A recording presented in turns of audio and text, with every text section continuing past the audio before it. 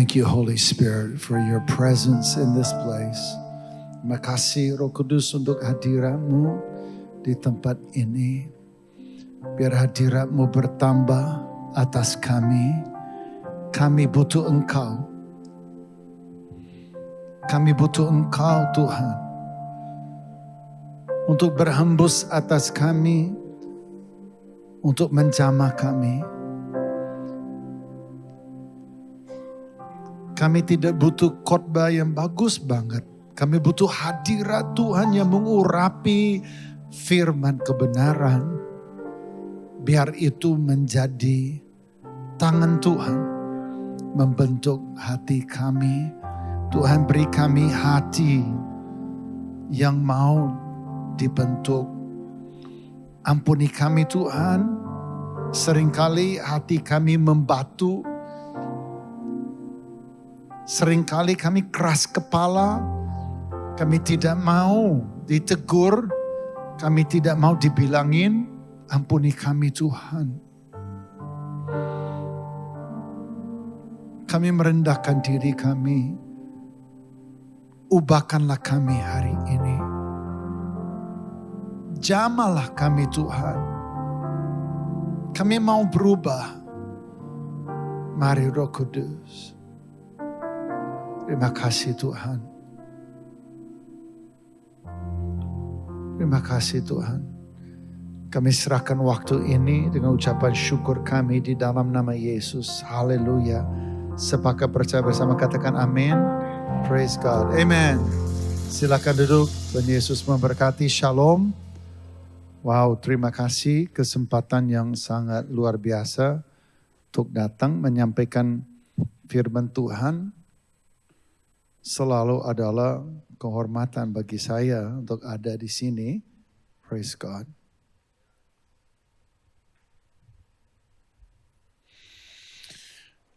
Hari ini kita atau bulan ini kita sedang bicara mengenai peranan Roh Kudus dan itu spektrumnya itu luas sekali untuk bicara mengenai Roh Allah tentu saja. Dan hari ini saya mau bicara sedikit mungkin dari 1-2 ayat saja memberi gambaran mengenai bagaimana Roh Kudus itu sebenarnya sedang menarik kita. Bagaimana Roh Kudus itu sedang memanggil kita ya untuk menghidupi sebuah kehidupan yang fokus ya, yang betul-betul kehidupan yang diurapi dan menjadi misioner ya, menjadi orang yang hidupnya kita adalah hidup yang ordained, hidup yang given over ya, diberikan kepada Tuhan untuk dipakai Tuhan. Nah, dan ini adalah perjalanan, sebenarnya adalah perjalanan kita semua. Tapi pertanyaannya adalah sejauh mana kita mau izinkan Tuhan bekerja, itulah kehidupan kita sebagai orang percaya adalah sejauh mana Anda dan saya mau mengizinkan Tuhan untuk berkarya, untuk bekerja, untuk membentuk kita. Ya seringkali antara yang kita akui, yang kita katakan bisa berbeda sekali dengan kita lakukan. Atau kita bersedia izinkan Tuhan lakukan dalam hidup kita. Di satu sisi seakan-akan tidak ada batasnya. Tapi dalam realitas sehari-hari seringkali kita batasi. Karena memang ini adalah sesuatu yang ya kita harus, it's a walk of faith ya. Kita harus memberi diri kita. Dan so we're going to learn a little bit today. Siapa yang siap untuk belajar? Coba lambaikan tangan. Okay, that's good. Praise God. So slide saya yang pertama hari ini juga saya pikirkan mau slide-nya seperti apa. Akhirnya saya memilih ini karena saya suka sekali slide ini bukan karena ada saya di situ, tetapi karena momen ini adalah momen yang sangat spesial di hati saya. Ini ada seorang anak kecil. Ini foto ini diambil di daerah Teluk dalam ini Nia Selatan ya. Di Nia Selatan ada satu desa namanya Desa Bawo Mataluo. Dan saya nggak tahu kalau Anda pernah ke desa Bawo Mataluo, tapi dia adalah desa yang sangat spesial ya. Dia desa yang kuno banget. Kita untuk masuk di desa Bawo Mataluo, kita mesti naik tangga itu hampir ada 100 anak tangga. And it's like really unique. Tapi kalau saya ke desa itu, karena kami punya beberapa program untuk memuridkan anak-anak, dari anak-anak kecil, anak-anak dan anak-anak remaja. Kalau saya datang di desa itu dari jauh itu anak-anak kalau melihat saya langsung teriak-teriak, Mr. Mark, Mr. Mark. Terus mereka itu kayak Flintstone, kaki mereka mereka lari ke arah saya, mereka itu tempel di kaki kanan, gitu, di kaki kiri, gitu, tempel, mereka pegang, Mr. Mark. Terus saya harus angkat mereka, and I'm like a robot, and they're all around me. It's like very exciting. I love going to Bawo Mataluo. Tapi ada satu anak yang bermasalah, ini anaknya yang saya sedang peluk ini, katakanlah namanya Tini ya. Ini anak ini adalah anak yang terkenal nakal. Ya, dan dia saking membuat orang tuanya kesel, sampai orang tuanya telanjangi dia, ikat dia di tiang di tengah desa itu dan pecut dia di depan semua. Jadi anak ini dipermalukan. Dia dipermalukan di depan teman-temannya, orang tuanya, tetangganya, desanya. Dan pada momen itu sepertinya masa depan dia hancur. Seperti dia tidak ada masa depan. Dia dipermalukan dan dia merasa worthless, dia merasa nggak ada harganya. Dia merasa remuk oleh peristiwa itu. Dan akhirnya apa yang terjadi, dia menjadi anak yang sangat minder. Jadi kalau saya datang, dia akan berdiri jauh, dia berdiri jauh di tempat yang paling belakang dan dia coba menonton. Dan setiap saya datang, saya berusaha untuk doakan dia, untuk memberkati dia. Saya lihat hatinya tertarik, hatinya kepengen, tetapi dia masih takut. Dan kali ini waktu saya datang, ternyata anak-anak semua tunggu di bawah. Biasanya saya naik ke atas, baru anak-anak itu tahu saya datang. Tapi kali ini ada kabarnya saya datang, udah pada turun semua, tungguin saya. Mereka tungguin saya di bawah tangga. Dan waktu saya turun dari mobil udah rame gitu ya. Dan saya lihat anak ini namanya Tini, dia berdiri di pojok. Tetapi dia turun. Terus saya panggil dia, kamu sini. Dan dia datang, waktu dia datang saya peluk dia. Tiba-tiba itu kayak Tuhan gerakkan hati saya. Dan waktu saya peluk dia kamu bisa lihat ya, bagaimana itu dari dia itu seperti rasa malu, shame ya, aib itu semua itu seperti meluap dalam hidupnya. Dan hari itu dia temukan pelukan seorang bapa. Hari itu awal daripada pemulihan hidupnya dia. Dia dalam pelukan kasih itu dia menemukan harapan. Dan ini seperti menggambarkan bagaimana sebenarnya Roh Kudus itu sedang menarik kita. Dia sedang merayu kita. Dia sedang memanggil kita untuk datang dan masuk dalam sebuah perjalanan sampai kita menemukan pelukan Bapa di surga. Dan di situ kita nggak hanya dipulihkan, tetapi di situ kita di-empower, diberdayakan. Ada api yang di-drop, ada api yang ditiup, ada api yang ditaruh di dalam batin dan hati kita yang mulai membara dan mulai membawa kita untuk terobos kepada destiny kita. Satu hal mengenai Tini, kalau sekarang Anda pergi ke desa Bawo Mataluo, Anda tidak akan ketemu namanya Tini yang dulu itu. Ya, ini setelah peristiwa ini Tini mulai berubah.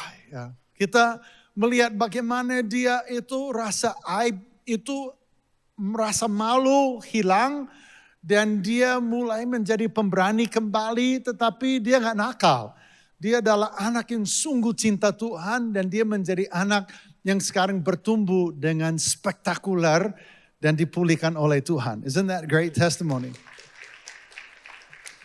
Kenapa? Next please. Karena kasih Tuhan itu sifatnya itu radikal. Jadi kasih Allah bukan kasih seperti Anda punya atau saya punya. Kita punya kasih manusia dan kalau diurapi oleh Roh Kudus, kasih kita menjadi kasih Tuhan yang mengalir di dalam hidup kita. Tetapi kasih yang dari Tuhan yang murni ya, kasih Tuhan itu sendiri sifatnya itu sangat radikal. Ini adalah kasih yang begitu spektakuler, begitu luar biasa. Sehingga melihat manusia yang berdosa itu mendesak hatinya. Bayangkan bahwa pencipta, bahwa dia yang menciptakan segala sesuatu, begitu terdesak hatinya oleh kasih. Begitu hatinya terdesak dengan kecemburuan ilahi. Ya kasihnya yang tercampur dengan rasa cemburu terhadap Anda dan terhadap saya. Karena Tuhan menciptakan Anda untuk maksud dan kepentingan dan tujuan yang ada di hatinya. Tetapi karena dosa menawan Anda. Karena kutuk menawan Anda. Karena maut melilit Anda dan Anda dibawa ke dalam rawa itu. Hatinya itu mendesak dia untuk menyelamatkan kita. Itu adalah sifat daripada kasih Tuhan. Radikal sekali sifatnya. Radikal. Ya, next please. Kalau Yesus bergantung di antara surga dan bumi. Yesus bergantung antara Allah yang Maha Kudus dengan manusia yang berdosa. Dan dia mati di situ menjadi korban sembelihan. Kita ingat salib Kristus ada mezbah sembelihan. Kita bicara mengenai karya Roh Kudus. Kita mesti beranjak daripada pesan Paskah kemarin. Bahwa ada sebabnya, ada alasannya. Roh Kudus bekerja itu dia melangkah daripada karya ini. Ini adalah karya kasih Allah yang sangat radikal. Ya di kitab Yohanes pasal 3 ayat 16 bahasa Indonesia masa kini.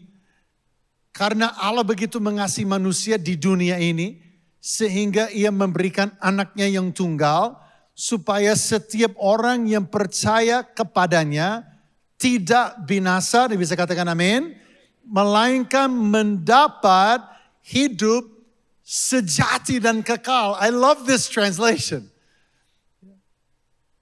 Ada hidup yang sejati yang kita dapat kembali. Ini adalah karya penebusan. Next please.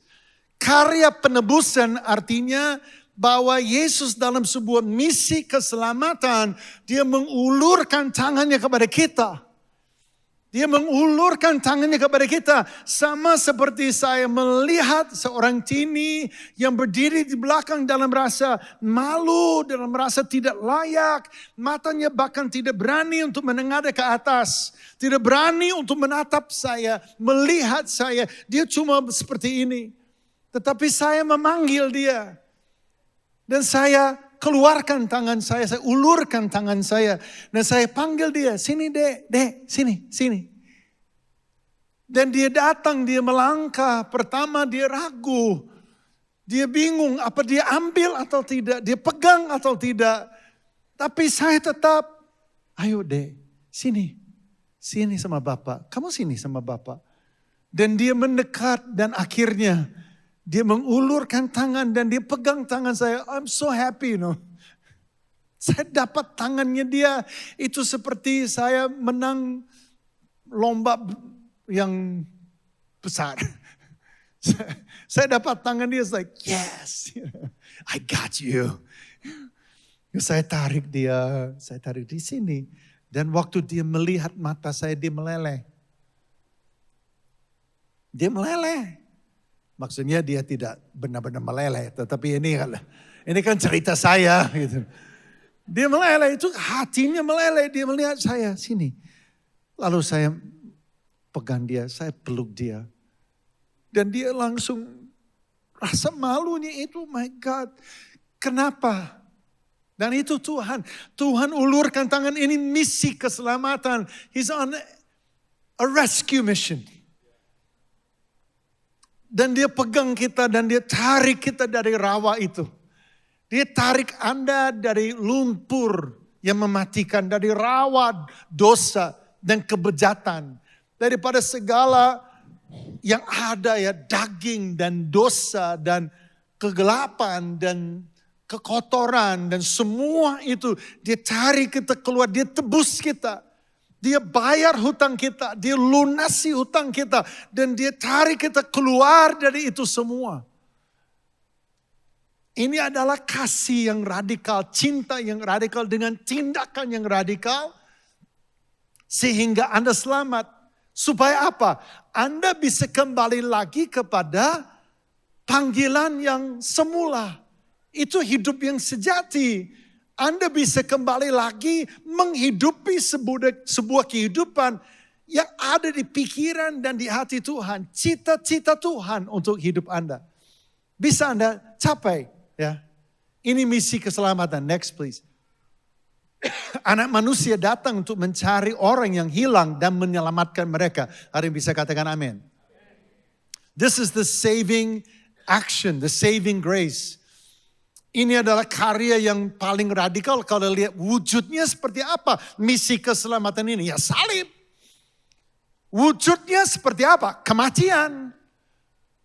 Wujudnya seperti apa? Darah, sembelihan. Dalam keadaan yang sangat menyengsarakan. Itulah wujudnya. Tapi hasilnya adalah Anda ditarik dari lumpur itu. Dari rawa itu. Keren banget. Tuhan kita sungguh dahsyat, ajaib, dan layaklah kita kasih sambutan tepuk tangan buat dia. Amen. Next please. Makanya dari situ muncullah sebuah panggilan yang radikal. Maksudnya adalah bahwa Tuhan memanggil kita untuk menghidupi sebuah kehidupan yang gak normal. Kalau saudara adalah orang Kristen dan Anda normal, itu tidak normal. Paham maksud saya? Anda adalah orang Kristen menghidupi sebuah kehidupan yang biasa saja, itu abnormal. Karena Tuhan memanggil kita menghidupi sebuah kehidupan yang mirip, yang selaras dengan karyanya. Selaras dengan kasihnya itu. Selaras dengan tangannya itu. Selaras dengan momen di mana Tini sekarang dipeluk oleh Bapa. Dan dalam pelukan itu terjadi sesuatu di dalam dia yang mengubah hidupnya dan masa depannya. Next please. Yesus memanggil kita. Di kitab Markus pasal 1. Dia katakan seperti ini. Sesudah Yohanes ditangkap, datanglah Yesus ke Galilea memberitakan Injil Allah. Apa itu Injil Allah? Dia bilang, kerajaan Allah sudah dekat. Waktunya telah genap. Kerajaan Allah sudah dekat. Bertobatlah dan percayalah kepada Injil. Yesus mengatakan begini, kerajaan surga saya bawa turun, sekarang kerajaan Allah itu exist. Bisa diakses oleh Anda. Sudah genap, sudah ada, sudah hadir. Sudah berada di sekeliling kamu. Tinggal kamu masuk di dalamnya. Tinggal kamu hidup di dalamnya. Tinggal kamu jadi warganya. Inilah waktunya, jangan besok. Jangan menunda. Hari ini hari keselamatan. Nah, untuk masuk dalam kerajaan ini, kamu harus lakukan hanya dua hal. Percaya dan bertobat. Percaya tidak cukup. Harus disertai dengan pertobatan. Nah, pertobatan adalah sisi radikal daripada percaya. Percaya dan bertobat. Bertobatlah. Berbalik dari jalan Anda yang jahat. Berbalik daripada kehidupan yang lama. Berbalik membelakangi itu. Dan berilah dirimu. Percayalah kepada Tuhan. Saya mau katakan kepada Anda hari ini, kalau selama ini Anda percaya kepada Tuhan, puji Tuhan. Tetapi bertobat adalah bagian yang integral. Tuhan maunya langkah radikal itu. Keselamatan dan pertobatan itu best friend. Makanya sebenarnya pertobatan adalah bagian yang sangat integral dalam kehidupan kita, ya orang percaya. Pertobatan itu kata yang indah bagi Tuhan. Sadar, bertobat. Tercelik, bertobat. Ditegur, bertobat. Gampang berbalik, gampang bertobat. Gampang menyesal. Next please. Jadi Tuhan panggil kita kepada different life. Kepada hidup yang berbeda. Hidup yang adalah mirip dengan Yesus. Oh, banyak kita nggak mau dengar khotbah ini. Karena dunia ini menawarkan kenyamanan. Dunia ini menawarkan semua yang enak. Semua yang nyaman. Semua yang manis, yang gurih. Tawaran-tawaran yang membuat empuk. Yang membuat mewah hidup. Itulah dunia. Tetapi Yesus tidak tawarkan itu. Dia katakan barang siapa mau ikut aku. Hendaklah dia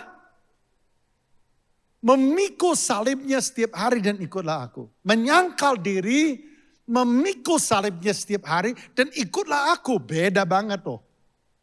Ikut Yesus. Ada yang radikal. Yang diperlukan. Ini adalah a different life.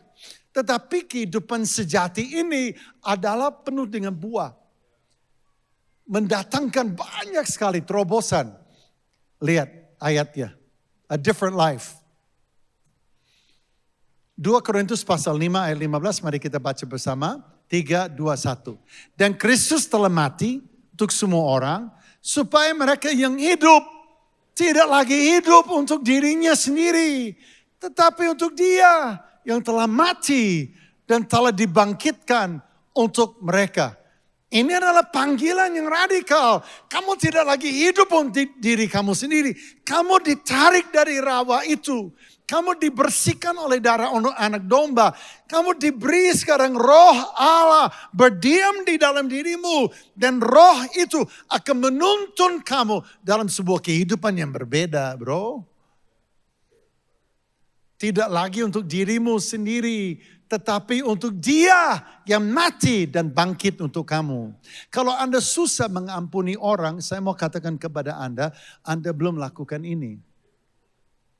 Susah mengampuni orang lain yang melukai Anda. Ogah. I love bahasa Indonesia, it's so cool, you know. Ogah. I mean, ogah has got a deep meaning, you know. You know, cukup orang Indonesia cukup bilang gitu aja, gitu udah ngerti banget. Ogah gitu udah. Ngapain juga? Ngampunin, enak aja dia yang nyakitin gua. Dia pelakunya, dia ngerjain gua, dia mencuri dari gua, dia nyusahin gua. Lalu gua mesti ngampunin dia, enak bener dia. Enak bener. Udah dia itu sekarang wajah tanpa dosa. Udah kayak dia itu gak ngapa-ngapain. Padahal gue diperlakukan dengan tidak adil. Gue disakitin. Gue dilukai. Sekarang gue mesti ngampunin dia. Kayaknya enak ya jadi dia. Enak bener ya jadi dia. Kita berpikir seperti itu sih. Kita tidak lagi berpikir seperti ini. Bahwa hidup kita bukan lagi milik kita. Kita sudah dibeli. Harganya lunas dibayar. Anda sudah ditebus untuk apa? Jadi milik Tuhan. Supaya apa? Kamu tidak lagi hidup untuk diri kamu dan kepentingan kamu. Sekarang kamu hidup untuk Dia. Yang tidak hanya mengampuni kamu yang tidak layak diampuni. Tidak hanya mengampuni kamu yang bejat dan berdosa. Tetapi Dia mati untuk kamu. Dan dia bangkit kembali. Keren. Jadi Yesus memanggil kita menghidupi sebuah kehidupan yang radikal. Iya, kita mengampuni orang lain. Bukan karena orang lain patut diampuni. Tetapi karena Tuhan sudah mengampuni saya. Wow, radikal. Dan Roh Kudus yang menuntun kita di dalam sebuah kehidupan yang berbeda. Nah ini yang kita bicara sekarang mengenai Roh Kudus di sisa 6 menit dan 16 detik. Ini jam di gereja, hanya di gereja ini ada jam yang sebesar ini. Itu sangat mengintimidasi banget. Aku merasa saya baru mulai khotbah. Ini jamnya membuktikan bahwa sudah 25 menit khotbah. Ini ada buktinya loh gitu. Next please. Jadi Roh Allah sekarang membawa kita dari keselamatan yang radikal, di mana kita mengalami perjumpaan awal dengan Tuhan, tetapi sekarang kita dibawa dalam sebuah perjalanan sampai menjadi serupa dengan Dia. Dan itu tidak bisa hanya secara harafiah, tetapi harus secara experiential. Kita harus mengenal Dia. Pengenalan akan Tuhan itu pribadi loh. Menurut kebenaran firman Tuhan betul, tetapi kita harus alami. Dan di sini Roh Kudus, firman Tuhan mengatakan supaya Dia memberikan kepada kamu roh hikmat dan wahyu untuk mengenal Dia dengan benar. Dan supaya ayat 18, Ia menjadikan mata hatimu terang. Agar kamu ngerti pengharapan apakah yang terkandung dalam panggilannya. Listen man, Tuhan memanggil kamu bukan untuk menghidupi kehidupan yang biasa, yang normal. Tetapi menjadi pribadi yang menyalurkan kuasa Allah. Yang mewakili Kristus. Tanganmu tangan Yesus, mulutmu mulut Yesus. Makanya saya bisa panggil Tini dan aku bisa peluk dia dan roh yang ada dalam aku, api itu yang membara dalam diriku, tanganku menjadi tangan Bapa. Pada momen itu Tuhan turut bekerja. Kehidupan anak kecil itu diubahkan secara total. This is the life God's calling you to live. Inilah kehidupan yang Tuhan panggil kamu untuk hidupi. Every one of you, setiap anak, hidup yang sejati. Dan Roh Allah mulai menuntun kita ke sana. Dikatakan, kamu harus dapat roh hikmat dan wahyu. Supaya kamu benar-benar experience God. Dan ini yang harusnya driving us. Makanya itu saya khotbah seperti ini, saya tahu. Di seluruh ruangan ini ada ini loh. Tiba-tiba ada muncul ini. Gue kepengen loh. Gue kepengen itu kayak Tini itu loh. Alami pelukan Bapa di surga. Gue kepengen loh dipulihkan seperti itu. Gue kepengen loh untuk ngampunin orang lain kayak gitu. Gue kepengen loh menghidupi sebuah kehidupan yang extraordinary, enggak normal. Gue kepengen, itu semua kenapa? Karena Roh Allah sedang berbisik. Dia sedang berbicara. Next please. Saya jalanin ini, kenapa saya bisa bicara seperti ini? Bicara seperti orang gila gitu ya, kayak orang yang sudah sangat mengerti apa yang saya bicarakan adalah karena saya mengerti apa yang saya bicarakan. Gak ada yang ketawa, ya gak apa-apa. Mereka, kalian semua ini, tinggal 2 menit, 25 detik. I can make it. Ini kamar hotel yang saya Google, saya cari. Ini bukan foto saya ambil dari Google Images. Saya cari kamar hotel tua yang ada di Kanada. Saya dapatnya ini. Dan ini memang mirip sekali dengan kamar hotel di mana saya alami perjumpaan dengan Tuhan. Ceritanya adalah rasa terdesak. Karena saya sebagai orang yang ditarik dari lumpur itu, dari rawa itu, saya dari orang yang dimandikan dengan darah anak domba, dibersihkan, diberi nama yang baru, identitas yang baru, menjadi ciptaan yang baru. Tapi sebagai orang Kristen, aku merasa kok saya menghidupi sebuah kehidupan yang normal. Padahal saya punya juru selamat yang super extraordinary. Rohnya ada dalam diri saya. Dan dia adalah roh yang kekal. Dia adalah pribadi Tuhan, pencipta langit dan bumi. Tapi kok saya nggak alami. Membawa saya kepada satu konferensi namanya Catch the Fire yang ada di Toronto. Catch the Fire. Tangkaplah apinya. Oh, cari apinya di mana? Gua mau tangkap itu. Pergilah saya ke sana. 4 hari itu. Can you imagine konferensi 4 hari itu kayak maraton, you know? And it was like pagi sampai malam. Lalu mereka itu banyak ada curahan Roh Kudus, ada altar. Hampir setiap sesi ada altar call. Orang dipanggil ke depan. Saya datang di setiap altar call. Tidak ada altar call yang saya nggak maju. Let me put it that way. Setiap altar call.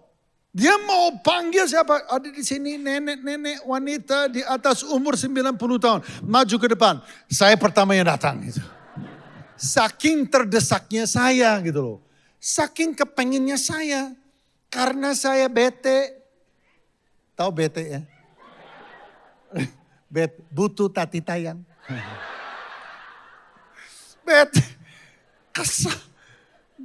Saya dengar kesaksian orang dilawat Tuhan, orang dijamah Tuhan. Bukan hanya baptisan Roh Kudus, tapi orang betul-betul mengalami pelukan itu.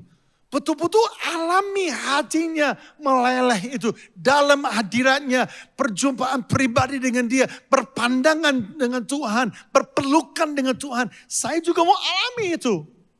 Maju saya. Enggak ini, saya enggak alamin. Mau orang rebah kiri saya, rebah kanan saya kayak batu yang teguh yang tidak ada rebahnya.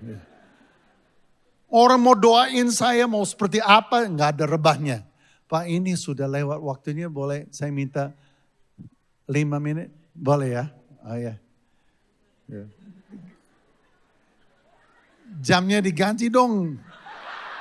Gua pusing loh lihat itu.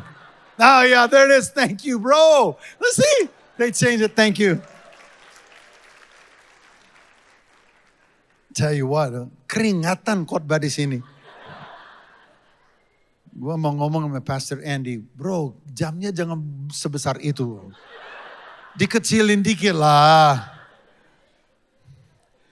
Udah, dan di gereja itu ada sesuatu yang unik.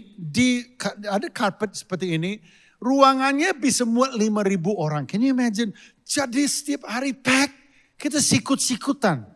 Ya kalau saya duduk di tengah, ada altar call, maju ke depan. Saya biar lari, saya masih gak bisa terdepan. Karena terlalu banyak orang, semua orang juga maju gitu.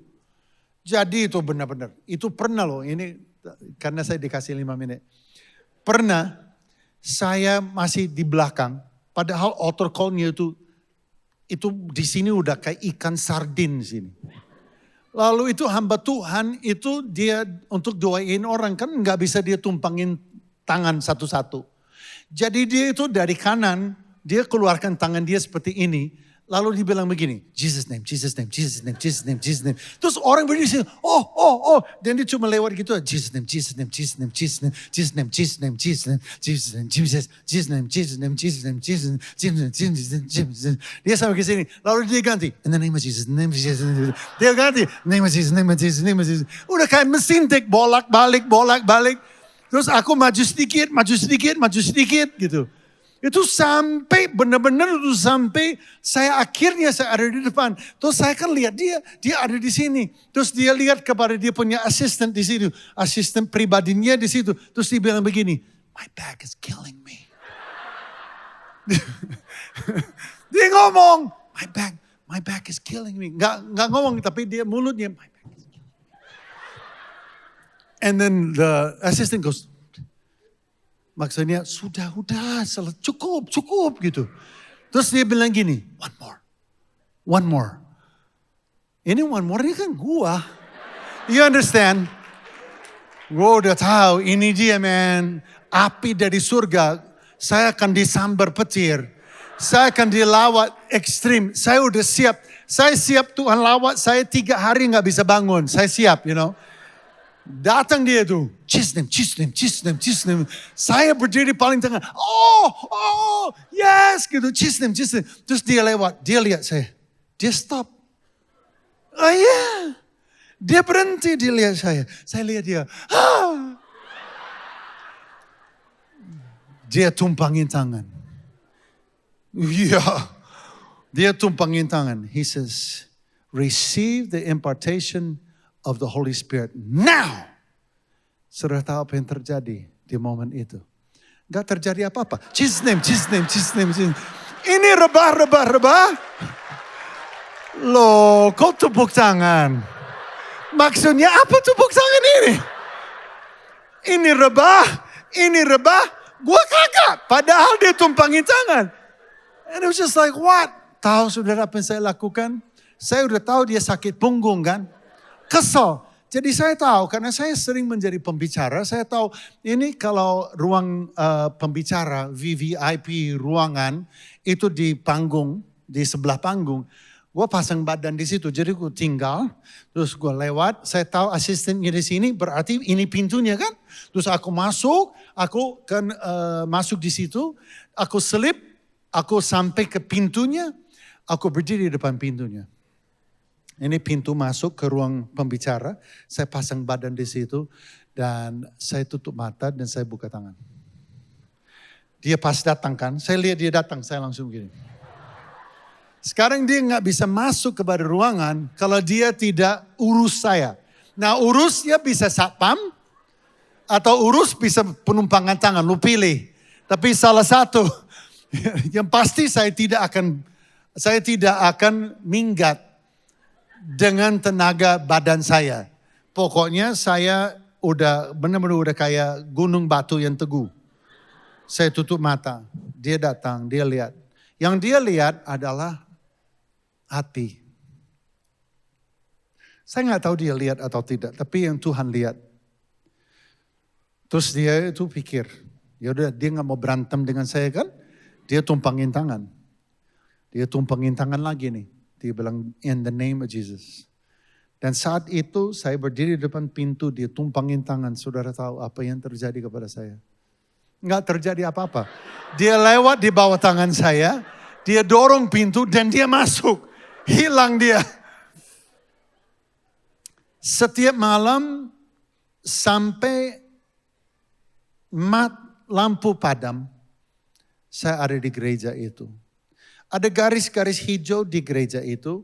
Kalau kamu selesai ibadah dan kamu masih mau didoakan, berdiri di salah satu garis hijau. Ada tim doa yang akan doakan kamu. Itu yang saya lakukan setiap malam. Saya berdiri di garis hijau. Saya buka tangan, saya tunggu. Tim doa datang. Biasanya 3 orang, 4 orang. Oh, jurus mereka itu macam-macam. Ada jurus penumpangan tangan, ada jurus nubuatan, ada jurus tiup. And it's good. Asal mereka sikat gigi. You know, in the name of Jesus. Gitu. Saya siap dan saya mau. Saya mau dilawat Tuhan, saya mau dijamah Tuhan, saya terima. Nubuatan apapun juga saya terima. Saya berdiri di garis hijau, saya didoain. Saya ditusuk, saya didoain di kuping kiri, di kuping kanan. Semua jurus mereka selesai. Mereka pindah kepada pasien berikut. Saya terima kasih kepada mereka. Saya juga pindah kepada garis yang berikut. Ada garis hijau di sini, dan tim yang lain yang datang dan mendoakan saya. Mereka selesai, saya pindah kepada garis yang berikut. Dan akhirnya kehabisan garis dan kehabisan tim. Dan mereka akhirnya yang mendoakan saya begini. Ini orangnya. Ini, kamu aja doa, kamu aja. Mereka nggak mau, itu saling tunjuk. Kamu aja. And can you imagine, saya pura-pura nggak dengar, saya tutup mata. Sampai hari terakhir, sampai lampu sudah mau padam, baru saya pulang. Saya pergi kepada orang yang lagi tutup sound system, ada di situ sound board, lagi ditutup dengan dust cover untuk melindungi dari debu. Tinggal satu orang di ruangan, satu gereja yang sebesar itu kosong. Saya datangin orang yang nutupin itu dan saya bilang, excuse me, will you pray for me?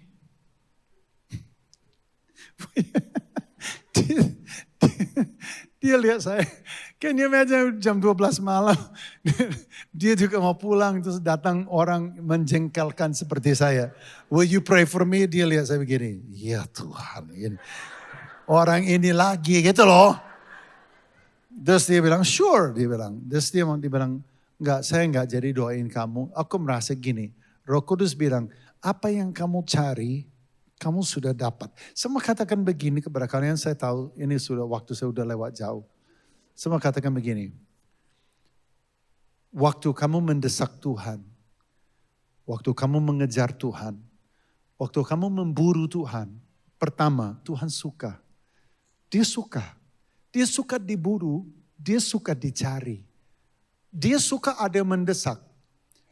Dia suka ada rasa kecewa di hatimu waktu tidak dilawat. Dia suka. Kenapa? Karena kamu kepengen kan dilawat. Kamu kepengen kan mendapatkan dia. Kamu kepengen kan berjumpa pribadi dengan dia. Itu menyukakan hatinya, itu saya pelajari satu itu. Yang kedua, saya pelajari. Waktu kamu merasa bahwa kamu kecewa. Kamu merasa bahwa kamu tidak dapat apa yang kamu mau. Belum tentu kamu belum dapat. Cuma kamu belum tahu. Karena dia katakan begini, apa yang kamu cari kamu sudah dapat. Padahal saya tidak merasa saya dapat apa-apa. Saya pulang ke hotel saya jam 12 malam. Dan saya bangun pagi-pagi karena saya mesti naik terbang ke Boston untuk khotbah. Dan saya pakai boots. Waktu itu saya pakai boots. Saya juga gak tahu kenapa. Saya pakai boots yang ala cowboy gitu. Saya duduk di tempat tidur. Saya lagi pakai boots. Lagi dengar sebuah pujian. Pujian yang memang belum pernah saya dengar sebelumnya.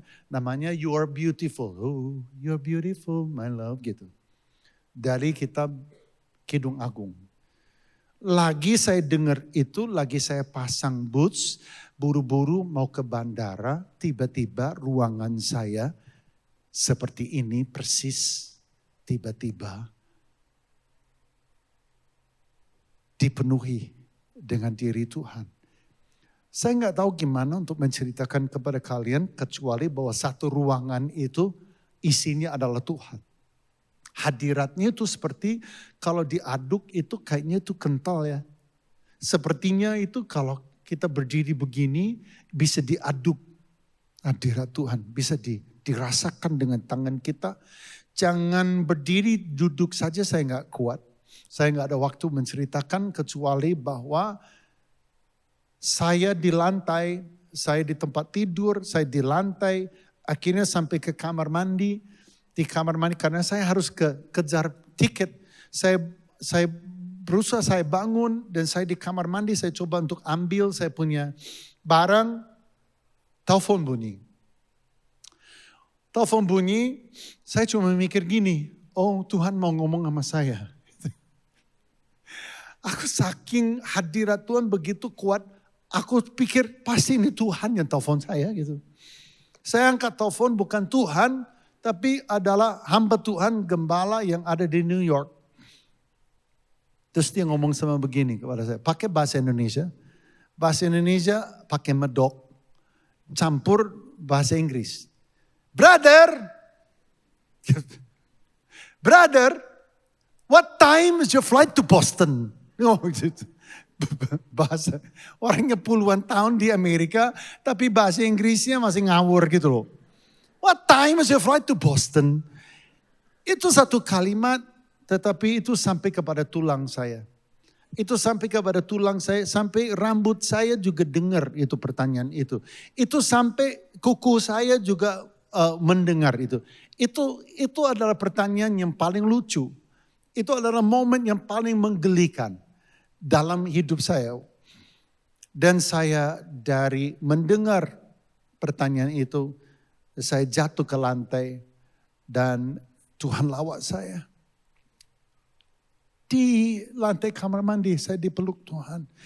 Di lantai kamar mandi Tuhan cium saya dan peluk saya dan saya mengalami perjumpaan pribadi dengan Tuhan. Antara saya menangis dan ketawa. Hamba Tuhan itu yang dengar di rumah dia di New York, dilawat Tuhan, dia jatuh ke lantai. Dia bilang, apa yang terjadi kepada kamu terjadi kepada saya di sini. Apa yang terjadi kepada kamu, dia pengen tahu. Dan saya alami perjumpaan itu luar biasa. Tuhan ajarin saya, nggak ada, nggak pernah akan ada minusnya kalau kita mau mengejar. Ini adalah Roh Kudus yang menuntun kita. Bahkan hari ini Tuhan taruh pesan ini di hati saya. Kenapa? Karena Tuhan cemburu terhadap Anda. Jadi saya lagi cerita, saya tahu Roh Kudus lagi bekerja di seluruh ruangan ini untuk apa? Membuat Anda cemburu. Ada kecemburuan dan itu bagus. Aku juga dong Tuhan, aku juga mau Tuhan. That's all God wants. God wants your heart. Dia ingin supaya hati kita berbalik kepada Dia. Hati kita mengejar Dia. Hati kita rindu untuk mengenal Dia. Di situ Roh Allah memberi hikmat dan pewahyuan supaya mengenal Dia dengan benar. Atau benar-benar mengenal Dia. Sehingga pada akhirnya kita mau dong dibentuk menjadi seperti Yesus. Mau dong kita menjadi wakil Dia, dutanya Dia. Menghidupi sebuah kehidupan yang extraordinary, yang amazing, yang sejati menurut Dia. Ada bisa katakan amin? Kita bangkit berdiri, udah lewat 9 menit. Takut mic saya dimatiin aja gitu. Can I pray for you? Ya, kita buka kedua tangan kita kayak anak kecil aja. Bayangin aja Anda itu seperti Tini. Boleh tutup mata dan buka tangan. Dan bisakah Anda bayangkan bahwa bukan saya tetapi Yesus yang berdiri di sini. Dan tangannya yang terulur. Dan Dia menunggu. Apakah kamu buat?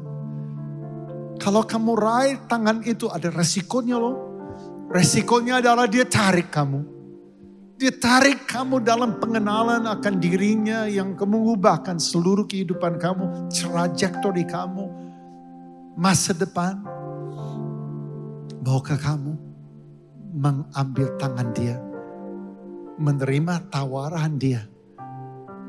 Rohnya adalah roh yang penuh kasih yang ilahi. Kecemburuan ilahi. Pure, murni. Ingin supaya Anda balik kepada hidup yang sejati. Yang ada di hati Tuhan buat hidupmu. Roh Kudus depan belakang. Kiri kanan. Hembuskan sekarang. Taruhlah api. Rindu itu. Rasa haus dan lapar akan kebenaran. Taruhlah dalam diri setiap kami.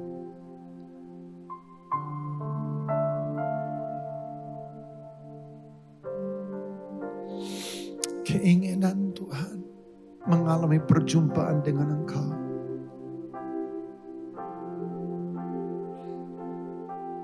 Come Holy Spirit.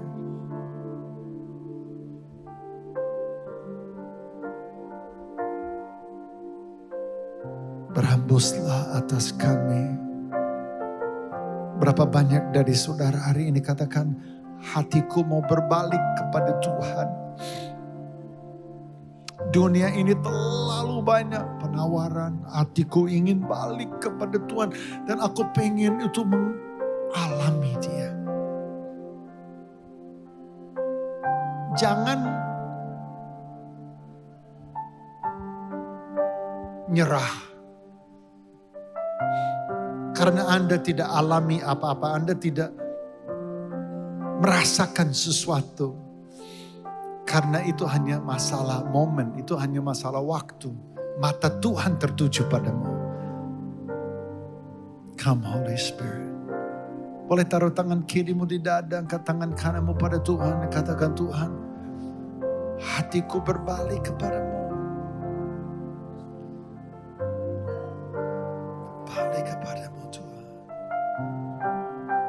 Aku mau mengejar Engkau. Aku mau mengetuk sampai pintu dibukakan. Aku mau minta sampai aku dapat. Aku mau mencari sampai aku menemukan. Temukan aku Tuhan. Bentuklah aku.